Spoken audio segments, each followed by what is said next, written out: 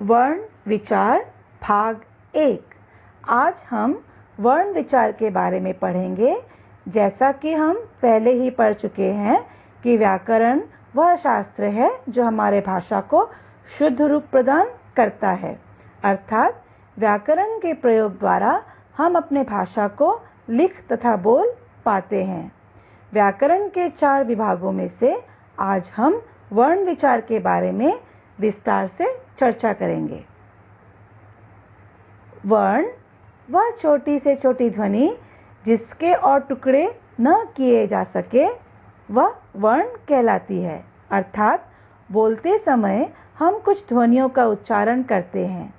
जब इन ध्वनियों को लिपिबद्ध किया जाता है तब यह ध्वनियाँ वर्ण कहलाती है। हिंदी भाषा की वर्णमाला में 52 वर्ण है, जिनकी सहायता से अनेक शब्दों का निर्माण होता है तथा उन शब्दों से ही वाक्य की रचना होती है। किसी भी भाषा को सीखने के लिए सर्वप्रथम उस भाषा के वर्णों को सीखना पड़ता है, क्योंकि वर्णों से ही शब्द बनता है तथा शब्दों से ही वाक्य बनता है। जैसे नीचे दिए गए उदाहरण से आप लोग समझिए। र प्लस आ प्लस म प्लस अ यह एक वर्ण है। इन अलग अलग वर्णों को जोड़कर एक शब्द बना राम। फिर अलग अलग शब्दों जैसे राम, आम, खाता, इन सबको मिलाकर एक वाक्य बना, जैसे राम आम खाता है।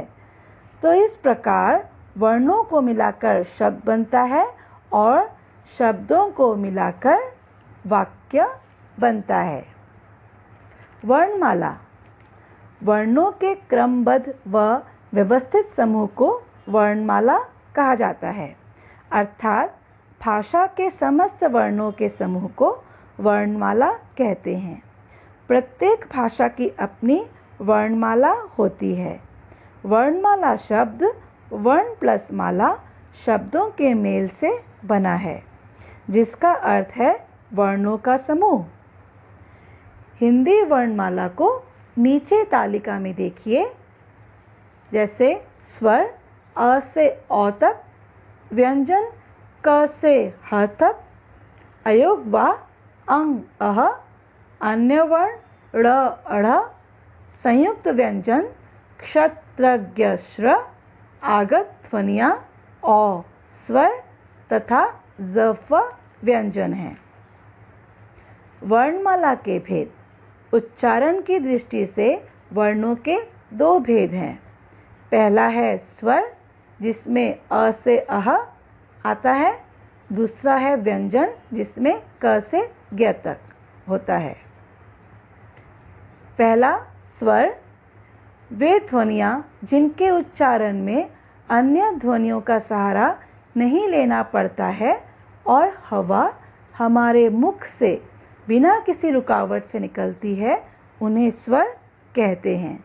अर्थात किसी अन्य वर्ण की सहायता के बिना स्वतंत्र रूप से बोले जाने वाले वर्ण स्वर वर्ण कहलाते हैं। हिंदी भाषा में 11 स्वर है, जैसे अ, आ, ई, उ, ऋ, ए, ओ, औ। स्वर के भेद। उच्चारण में लगने वाले समय के आधार पर स्वरों के 3 भेद किए गए हैं। पहला है ह्रस्व स्वर, दूसरा है दीर्घ स्वर और तीसरा है प्लुत स्वर। पहला ह्रस्व स्वर। जिन स्वरों के उच्चारण में सबसे कम समय लगता है उन्हें ह्रस्व स्वर कहा जाता है। ह्रस्व स्वर को मूल स्वर भी कहते हैं। ये 4 होते हैं, जैसे अ, ई, उ, ऋ। इनमें ऋ का प्रयोग केवल संस्कृत के तत्सम शब्दों में होता है, जैसे ऋषि, कृपा, सृष्टि, ऋतु आदि। दूसरा है दीर्घ स्वर। जिन स्वरों के उच्चारण में ह्रस्व स्वर से दुगुना समय लगता है उन्हें दीर्घ स्वर कहते हैं। इनकी संख्या 7 होती है, जैसे आ, ई, उ, ए, ओ, औ। तीसरा है प्लुत स्वर। जब किसी स्वर के उच्चारण में ह्रस्व स्वर से तिगुना या इससे अधिक समय लगे तो उसे प्लुत स्वर कहते हैं। अर्थात स्वर के उच्चारण में हम दीर्घ स्वर से भी अधिक तथा ह्रस्व स्वर से 3 गुना मतलब 3 टाइम्स ज़्यादा समय अगर लेते हैं तो वह प्लुत स्वर होता है। प्लुत स्वर के चिन्ह इस प्रकार से हैं। संस्कृत में प्लुत स्वर को दिखाने के लिए हिंदी के 3 अंक को लिखने की परंपरा है, जैसे ओम। प्लुत स्वर के अन्य उदाहरण हैं हे, आ आदि। आगे हम पढ़ेंगे आगत ध्वनियाँ। आगत ध्वनि का अर्थ होता है आई हुई ध्वनियाँ या वर्ण। विदेशी भाषा के कुछ शब्द जो हिंदी भाषा में प्रयोग किए जाते हैं वह आगत ध्वनि कहलाती है।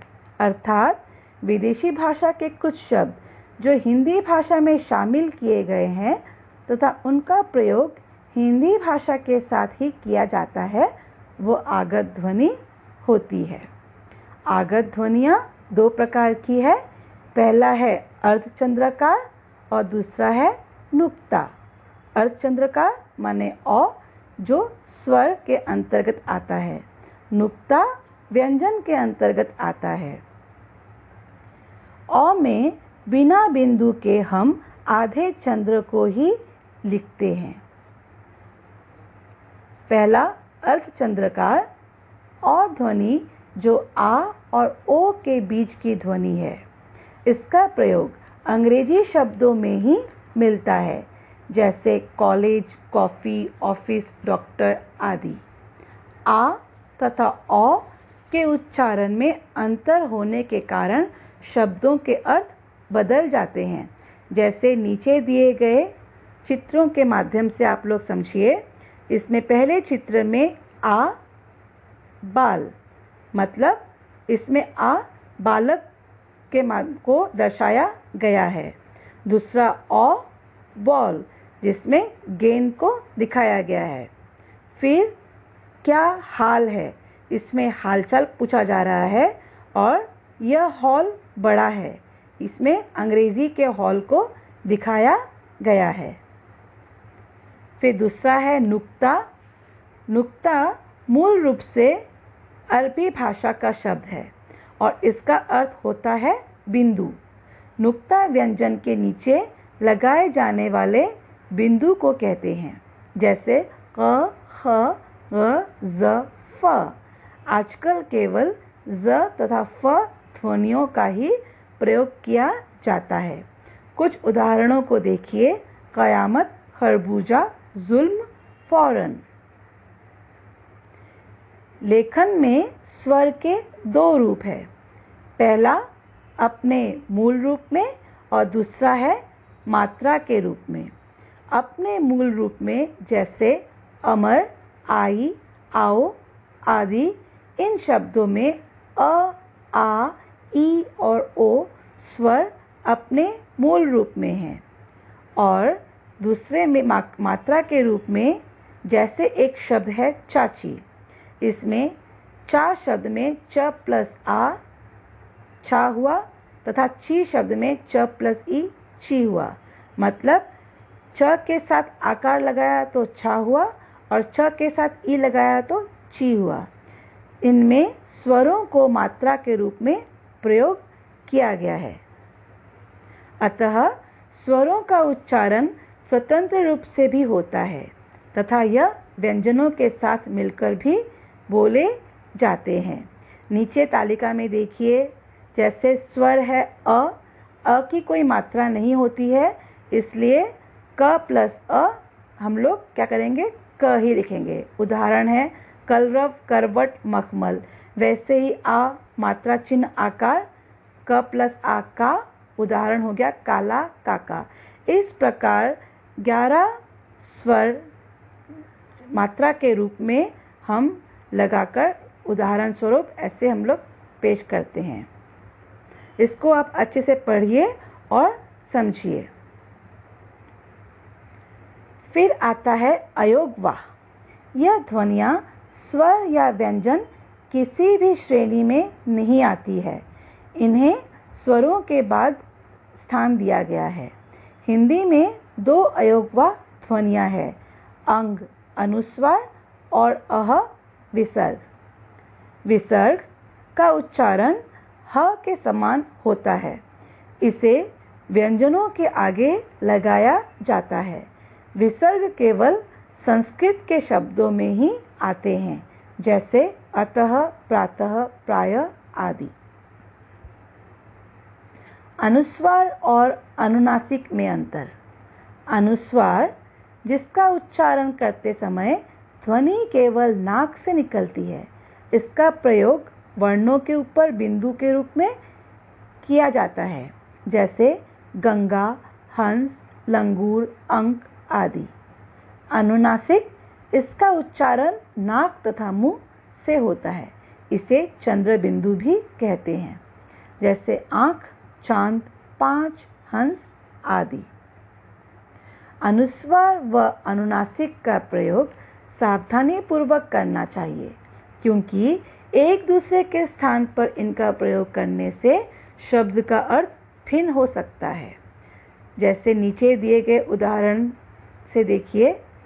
पहले चित्र में हंस, जिसमें अनुस्वार का प्रयोग किया गया है, तो उस हंस का मतलब होता है पक्षी।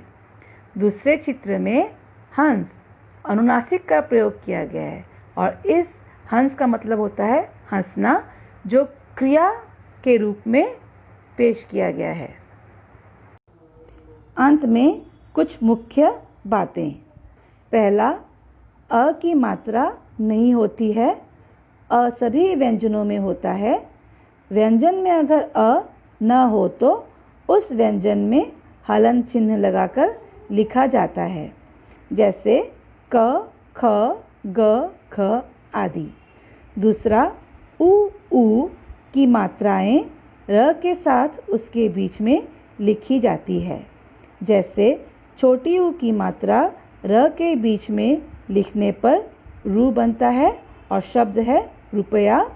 वैसे ही बड़ी ऊ की मात्रा र के बीच में लिखने पर रू बनता है और शब्द बनता है रूप।